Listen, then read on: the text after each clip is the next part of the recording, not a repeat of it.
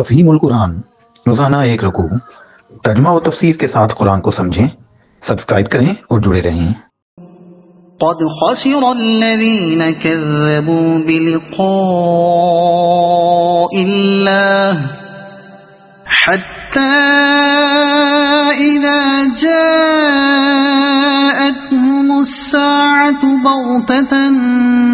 قالوا يا حسرتنا على ما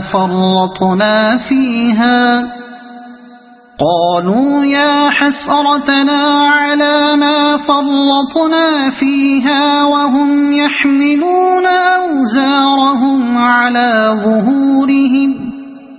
ألا ساء ما يزرون۔ نقصان میں پڑ گئے وہ لوگ جنہوں نے اللہ سے اپنی ملاقات کی اطلاع کو جھوٹ قرار دیا۔ جب اچانک وہ گھڑی آ جائے گی تو یہی لوگ کہیں گے افسوس ہم سے اس معاملے میں کیسی تقصیر ہوئی، اور ان کا حال یہ ہوگا کہ اپنی پیٹھوں پر اپنے گناہوں کا بوجھ لادے ہوئے ہوں گے۔ دیکھو کیسا برا بوجھ ہے جو یہ اٹھا رہے ہیں۔ وَمَا الْحَيَاةُ الدُّنْيَا إِلَّا لَعِبٌ وَلَهْوٌ وَلَلدَّارُ الْآخِرَةُ خَيْرٌ لِّلَّذِينَ يَتَّقُونَ أَفَلَا تَعْقِلُونَ۔ دنیا کی زندگی تو ایک کھیل اور ایک تماشا ہے، حقیقت میں آخرت ہی کا مقام ان لوگوں کے لیے بہتر ہے جو زیاں-کاری سے بچنا چاہتے ہیں۔ پھر کیا تم لوگ عقل سے کام نہ لوگے؟ دنیا کی زندگی تو ایک کھیل اور ایک تماشا ہے۔ اس کا یہ مطلب نہیں کہ دنیا کی زندگی میں کوئی سنجیدگی نہیں ہے اور یہ محض کھیل اور تماشے کے طور پر بنائی گئی۔ دراصل اس کا مطلب یہ ہے کہ آخرت کی حقیقی اور پائیدار زندگی کے مقابلے میں یہ زندگی ایسی ہے جیسے کوئی شخص کچھ دیر کھیل اور تفریح میں دل بہلائے اور پھر اصل سنجیدہ کاروبار کی طرف واپس ہو جائے۔ نیز اسے کھیل اور تماشے سے تشبیہ اس لیے بھی دی گئی ہے کہ یہاں حقیقت کے مخفی ہونے کی وجہ سے بے بصیرت اور ظاہر پرست انسانوں کے لیے غلط فہمیوں میں مبتلا ہونے کے بہت سے اسباب موجود ہیں، اور ان غلط فہمیوں میں پھنس کر لوگ حقیقت نفس العملی کے خلاف ایسے عجیب طرز عمل اختیار کرتے ہیں جن کی بدولت ان کی زندگی محض ایک کھیل اور تماشا بن کر رہ جاتی ہے۔ مثلا جو شخص یہاں بادشاہ بن کر بیٹھتا ہے اس کی حیثیت حقیقت میں تھیٹر کے اس مصنوعی بادشاہ سے مختلف نہیں ہوتی جو تاج پہن کر جلوہ افروز ہوتا ہے اور اس طرح حکم چلاتا ہے گویا کہ وہ واقعی بادشاہ ہے، حالانکہ حقیقی بادشاہی کی اس کو ہوا تک نہیں لگی ہوتی۔ ڈائریکٹر کے ایک اشارے پر وہ معزول ہو جاتا ہے، قید کیا جاتا ہے اور اس کے قتل تک کا فیصلہ صادر ہو جاتا ہے۔ ایسے ہی تماشے اس دنیا میں ہر طرف ہو رہے ہیں۔ کہیں کسی ولی یا دیوی کے دربار سے حاجت روائیاں ہو رہی ہیں، حالانکہ وہاں حاجت روائی کی طاقت کا نام و نشان تک موجود نہیں۔ کہیں کوئی غیب دانی کے کمالات کا مظاہرہ کر رہا ہے، حالانکہ غیب کے علم کا وہاں شائبہ تک نہیں۔ کہیں کوئی لوگوں کا رزاق بنا ہوا ہے، حالانکہ بیچارہ خود اپنے رزق کے لیے کسی اور کا محتاج ہے۔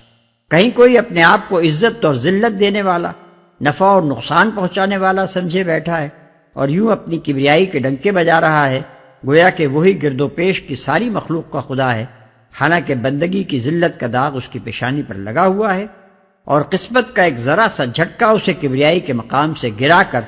انہی لوگوں کے قدموں میں پامال کرا سکتا ہے جن پر وہ کل تک خدائی کر رہا تھا۔ یہ سب کھیل جو دنیا کی چند روزہ زندگی میں کھیلے جا رہے ہیں، موت کی ساعت آتے ہی یکلخت ختم ہو جائیں گے اور اس سرحد سے پار ہوتے ہی انسان اس عالم میں پہنچ جائے گا جہاں سب کچھ عین مطابق حقیقت ہوگا، اور جہاں دنیاوی زندگی کی ساری غلط فہمیوں کے چھلکے اتار کر ہر انسان کو دکھا دیا جائے گا کہ وہ صداقت کا کتنا جوہر اپنے ساتھ لایا ہے جو میزان حق میں کسی وزن اور کسی قدر و قیمت کا حامل ہو سکتا ہے۔ قد نعلم إنه ليحزنك الذي يقولون فإنهم لا يكذبونك ولكن الظالمين بآيات الله يجحدون۔ اے محمد، ہمیں معلوم ہے کہ جو باتیں یہ لوگ بناتے ہیں ان سے تمہیں رنج ہوتا ہے، لیکن یہ لوگ تمہیں نہیں جھٹلاتے بلکہ یہ ظالم دراصل اللہ کی آیات کا انکار کر رہے ہیں۔ واقعہ یہ ہے کہ جب تک محمد صلی اللہ علیہ وسلم نے اللہ کی آیات سنانی شروع نہ کی تھی، آپ کی قوم کے سب لوگ آپ کو امین اور صادق سمجھتے تھے اور آپ کی راست بازی پر کامل اعتماد رکھتے تھے۔ انہوں نے آپ کو جھٹلایا اس وقت جبکہ آپ نے اللہ کی طرف سے پیغام پہنچانا شروع کیا، اور اس دوسرے دور میں بھی ان کے اندر کوئی شخص ایسا نہ تھا جو شخصی حیثیت سے آپ کو جھوٹا قرار دینے کی جرات کر سکتا ہو۔ آپ کے کسی سخت سے سخت مخالف نے بھی کبھی آپ پر یہ الزام نہیں لگایا کہ آپ دنیا کے کسی معاملے میں کبھی جھوٹ بولنے کے مرتکب ہوئے ہیں۔ انہوں نے جتنی آپ کی تکذیب کی وہ محض نبی ہونے کی حیثیت سے کی۔ آپ کا سب سے بڑا دشمن ابو جہل تھا، اور حضرت علی رضی اللہ عنہ کی روایت ہے کہ ایک مرتبہ اس نے خود نبی صلی اللہ علیہ وسلم سے گفتگو کرتے ہوئے کہا، انا لا نکذبک ولکن نکذب ما جئت بہ، ہم آپ کو تو جھوٹا نہیں کہتے، یعنی ہم آپ کو تو جھوٹا نہیں کہتے مگر جو کچھ آپ پیش کر رہے ہیں اسے جھوٹ قرار دیتے ہیں۔ جنگ بدر کے موقع پر اخنس بن شریق نے تخلیہ میں ابو جہل سے پوچھا کہ یہاں میرے اور تمہارے سوا کوئی تیسرا موجود نہیں ہے، سچ بتاؤ کہ محمد کو تم سچا سمجھتے ہو یا جھوٹا؟ اس نے جواب دیا کہ خدا کی قسم محمد ایک سچا آدمی ہے، عمر بھر کبھی جھوٹ نہیں بولا، مگر جب لوا اور سقائیت اور حجابت اور نبوت سب کچھ بنی قصی ہی کے حصے میں آ جائے تو بتاؤ باقی سارے قریش کے پاس کیا رہ گیا؟ اسی بنا پر یہاں اللہ تعالیٰ اپنے نبی کو تسلی دے رہا ہے کہ تکذیب دراصل تمہاری نہیں بلکہ ہماری کی جا رہی، اور جب ہم تحمل و بردباری کے ساتھ اسے برداشت کیے جا رہے ہیں اور ڈھیل پر ڈھیل دیے جاتے ہیں تو تم کیوں مضطرب ہوتے ہو؟ وَلَقَدْ كُذِّبَتْ رُسُلٌ مِّن قَبْلِكَ فَصَبَرُوا عَلَى مَا كُذِّبُوا وَأُوذُوا حَتَّى أَتَاهُمْ نَصْرُنَا وَلَا مُبَدِّلَ لِكَلِمَاتِ اللَّهِ وَلَقَدْ جَاءَكَ مِن نَّبَإِ الْمُرْسَلِينَ۔ تم سے پہلے بھی بہت سے رسول جھٹلائے جا چکے ہیں، مگر اس تکذیب پر اور ان اذیتوں پر جو انہیں پہنچائی گئیں انہوں نے صبر کیا یہاں تک کہ انہیں ہماری مدد پہنچ گئی۔ اللہ کی باتوں کو بدلنے کی طاقت کسی میں نہیں ہے، اور پچھلے رسولوں کے ساتھ جو کچھ پیش آیا اس کی خبریں تمہیں پہنچ ہی چکی ہیں۔ اللہ کی باتوں کو بدلنے کی طاقت کسی میں نہیں ہے۔ یعنی اللہ نے حق اور باطل کی کشمکش کے لیے جو قانون بنا دیا ہے اسے تبدیل کرنا کسی کے بس میں نہیں ہے۔ حق پرستوں کے لیے ناگزیر ہے کہ وہ ایک طویل مدت تک آزمائشوں کی بھٹی میں تپائے جائیں، اپنے صبر کا، اپنی راست بازی کا، اپنے ایثار اور اپنی فداکاری کا، اپنے ایمان کی پختگی اور اپنے توکل علی اللہ کا امتحان دیں، مصائب اور مشکلات کے دور سے گزر کر اپنے اندر وہ صفات پرورش کریں جو صرف اسی دشوار گزار گھاٹی میں پرورش پا سکتی ہیں، اور ابتداً خالص اخلاق فاضلہ و سیرت صالحہ کے ہتھیاروں سے جاہلیت پر فتح حاصل کر کے دکھائیں۔ اس طرح جب وہ اپنا اسلحہ ہونا ثابت کر دیں گے تب اللہ کی نصرت ٹھیک اپنے وقت پر ان کی دستگیری کے لیے آ پہنچے گی، وقت سے پہلے وہ کسی کے لائے نہیں آ سکتی۔ وَإِن كَانَ كَبُرَ عَلَيْكَ إِعْرَاضُهُمْ فَإِنِ اسْتَطَعْتَ أَن تَبْتَغِيَ نَفَقًا فِي الْأَرْضِ أَوْ سُلَّمًا فِي السَّمَاءِ فَتَأْتِيَهُم بِآيَةٍ وَلَوْ شَاءَ اللَّهُ لَجَمَعَهُمْ عَلَى الْهُدَى فَلَا تَكُونَنَّ مِنَ الْجَاهِلِينَ۔ تاہم اگر ان لوگوں کی بے رخی تم سے برداشت نہیں ہوتی تو اگر تم میں کچھ زور ہے تو زمین میں کوئی سرنگ ڈھونڈو یا آسمان میں سیڑھی لگاؤ اور ان کے پاس کوئی نشانی لانے کی کوشش کرو۔ اگر اللہ چاہتا تو ان سب کو ہدایت پر جمع کر سکتا تھا، لہذا نادان مت بنو اور ان کے پاس کوئی نشانی لانے کی کوشش کرو۔ نبی صلی اللہ علیہ وسلم جب دیکھتے تھے کہ اس قوم کو سمجھاتے سمجھاتے مدتیں گزر گئی ہیں اور کسی طرح یہ راستے پر نہیں آتی تو بسا اوقات آپ کے دل میں یہ خواہش پیدا ہوتی تھی کہ کاش کوئی نشانی خدا کی طرف سے ایسی ظاہر ہو جس سے ان لوگوں کا کفر ٹوٹے اور یہ میری صداقت تسلیم کر لیں۔ آپ کی اسی خواہش کا جواب اس آیت میں دیا گیا ہے۔ مطلب یہ ہے کہ بے صبری سے کام نہ لو، جس ڈھنگ اور جس ترتیب و تدریج سے ہم اس کام کو چلوا رہے ہیں اسی پر صبر کے ساتھ چلتے جاؤ۔ معجزوں سے کام لینا ہوتا تو کیا ہم خود نہ لے سکتے تھے؟ مگر ہم جانتے ہیں کہ جس فکری و اخلاقی انقلاب اور جس بدنیت صالحہ کی تعمیر کے کام پر تم مامور کیے گئے ہو، اسے کامیابی کی منزل تک پہنچانے کا صحیح راستہ یہ نہیں ہے۔ تاہم اگر لوگوں کے موجودہ جمود اور ان کے انکار کی سختی پر تم سے صبر نہیں ہوتا اور تمہیں گمان ہے کہ اس جمود کو توڑنے کے لیے کسی محسوس نشانی کا مشاہدہ کرانا ہی ضروری ہے، تو خود زور لگاؤ اور تمہارا کچھ بس چلتا ہو تو زمین میں گھس کر یا آسمان پر چڑھ کر کوئی ایسا معجزہ لانے کی کوشش کرو جسے تم سمجھو کہ یہ بے یقینی کو یقین میں تبدیل کر دینے کے لیے کافی ہوگا۔ مگر ہم سے امید نہ رکھو کہ ہم تمہاری یہ خواہش پوری کریں گے، کیونکہ ہماری اسکیم میں اس تدبیر کے لیے کوئی جگہ نہیں ہے۔ لہذا نادان مت بنو۔ یعنی اگر صرف یہی بات مطلوب ہوتی کہ تمام انسان کسی نہ کسی طور پر راست رو بن جائیں، تو نبی بھیجنے اور کتابیں نازل کرنے اور مومنوں سے کفار کے مقابلے میں جد و جہد کرانے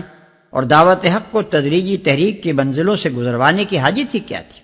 یہ کام تو اللہ کے ایک ہی تخلیقی اشارے سے انجام پا سکتا تھا، لیکن اللہ اس کام کو اس طریقے پر کرنا نہیں چاہتا۔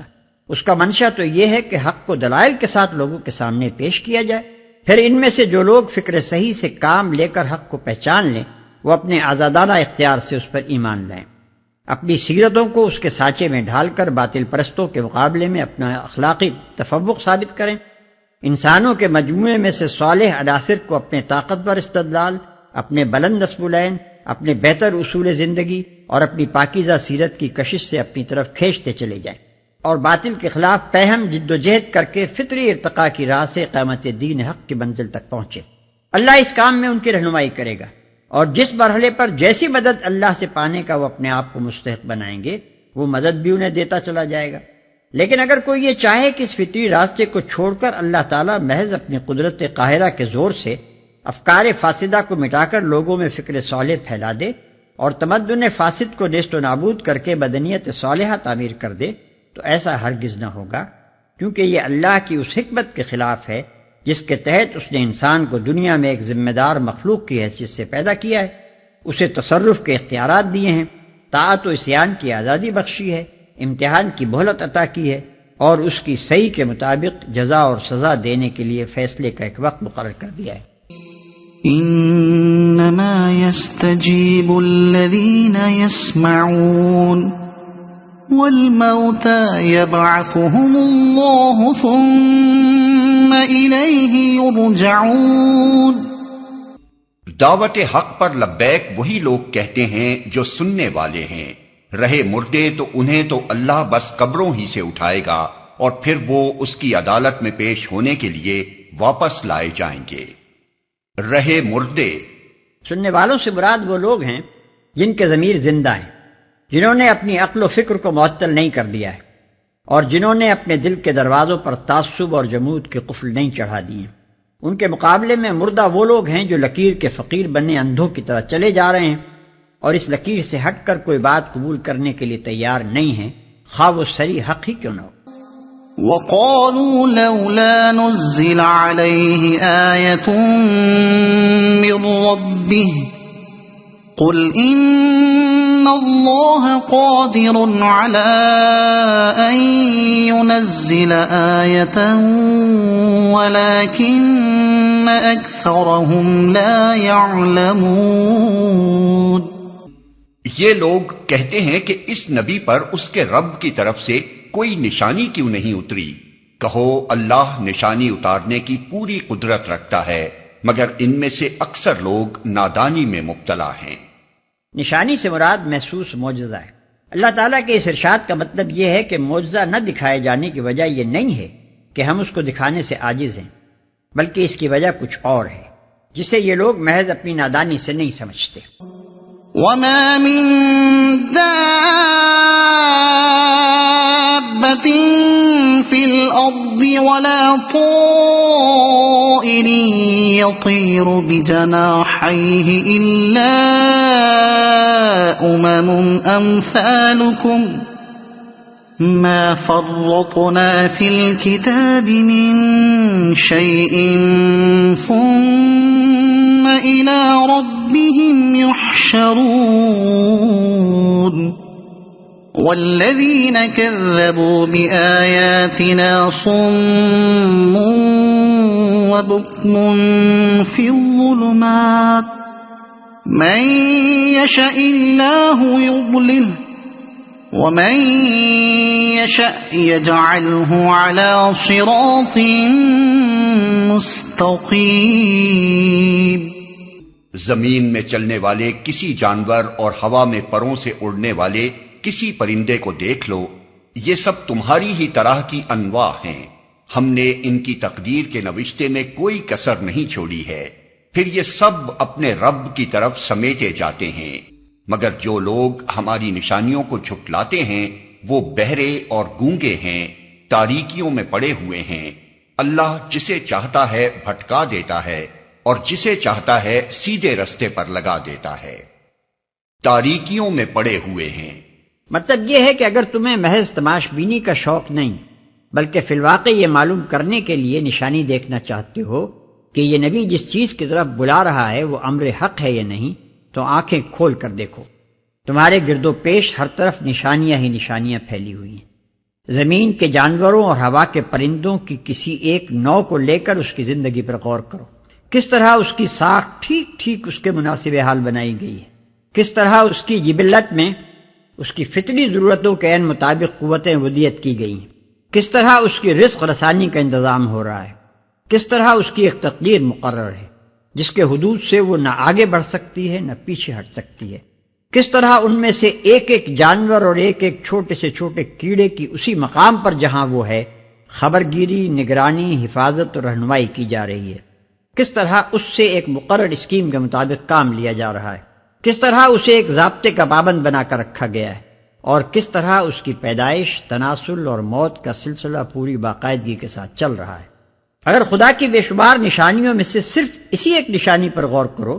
تو تمہیں معلوم ہو جائے کہ خدا کی توحید اور اس کی صفات کا جو تصور یہ پیغمبر تمہارے سامنے پیش کر رہا ہے اور اس تصور کے مطابق دنیا میں زندگی بسر کرنے کے لیے جس رویے کی طرف تمہیں دعوت دے رہا ہے وہ عین حق ہے، لیکن تم لوگ نہ خود اپنی آنکھیں کھول کر دیکھتے ہو، نہ کسی سمجھانے والے کی بات سنتے ہو، جہالت کی تاریکیوں میں پڑے ہوئے ہو اور چاہتے ہو کہ عجائب قدرت کے کرشمے دکھا کر تمہارا دل بہلایا جائے۔